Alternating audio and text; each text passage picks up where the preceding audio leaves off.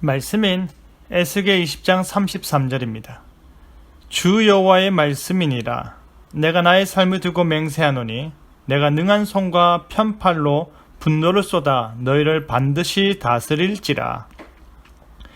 에스겔 선지자는 이스라엘의 장로에게 이 말씀을 선포하고 있습니다. 이스라엘의 오랜 반역에 대한 하나님의 심판을 말하며 그들이 그 연단의 과정을 통해 정화되어 새롭게 될 것을 바라보게 하는 것입니다. 반역한 백성들을 향한 하나님의 마음은 어떠한지 나의 삶을 두고 맹세하노니 라는 제목으로 말씀이 주는 교훈을 함께 나누겠습니다. 선지서에 나타난 하나님의 말씀은 그 시대적 상황과 맞물려 이스라엘을 향한 심판의 메시지가 주를 이루고 있습니다. 그리고 주변 나라들을 향한 하나님의 진노가 어떻게 임하는지도 연이어 보게 됩니다.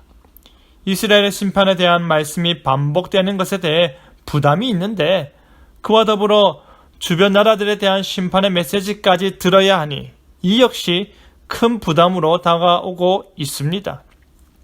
에스겔 선지서는 특별히 에스겔 자신이 이스라엘 백성들이 당해야 할 고통을 상징적으로 당함으로 인해 보다 하나님의 종으로서 고통스러운 삶을 살아야 했습니다.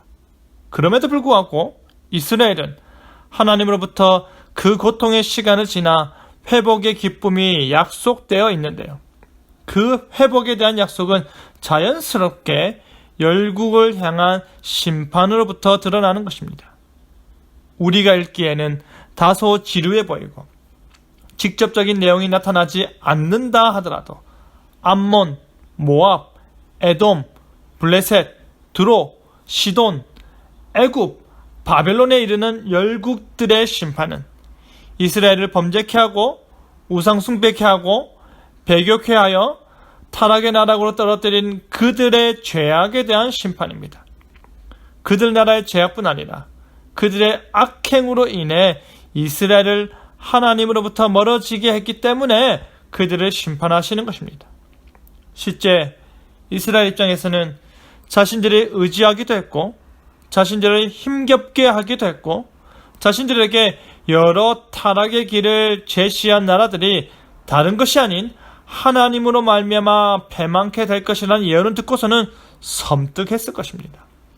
자신들을 볼 때는 영원할 것 같던 나라들이 하나같이 하나님의 말씀대로 패망케 되는 모습을 볼 때에 하나님이 얼마나 크신 분이신가를 깨닫는 것입니다.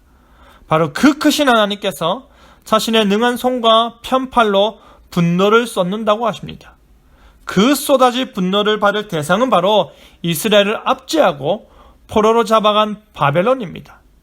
이스라엘을 섬기는 하나님께서 그들이 바벨론으로 말미암아 패망케 될 때 그 패망의 원인은 그들의 죄악 때문임을 말씀하시고 이스라엘을 패망케 한 바벨론은 하나님의 회복의 역사 때문임을 분명히 말씀하시는 것입니다.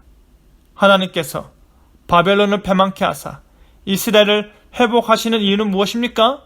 그것은 바로 하나님께서 내가 나의 삶을 두고 맹세하노니 라고 하신 말씀에 있습니다. 하나님께서 자신의 삶을 두고 맹세한다는 것은 하나님께서 반드시 이루시겠다는 것입니다. 하나님께서 이스라엘의 회복에 목숨을 거시는 것입니다. 맹세하시는 것입니다. 그러니 이스라엘을 향한 하나님의 마음을 분명히 알 수 있는 것입니다.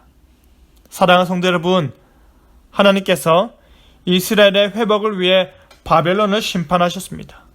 하나님께서 이스라엘의 구원을 위해 자신의 삶을 거셨습니다. 맹세하셨습니다. 바로 그 하나님께서 우리의 구원을 위해 그의 능한 손과 편팔을 움직이실 것입니다. 하나님께서 우리의 생명을 위해 그의 삶을 두고 맹세하셨음을 기억하시길 바랍니다. 우리가 하나님의 택함받은 사람이라면 하나님께서는 반드시 그의 삶을 두고 범죄한 우리를 회복시키실 것입니다. 반드시 그의 맹세를 실현시키기 위해 우리를 구원하실 것입니다. 그것이 하나님의 약속입니다.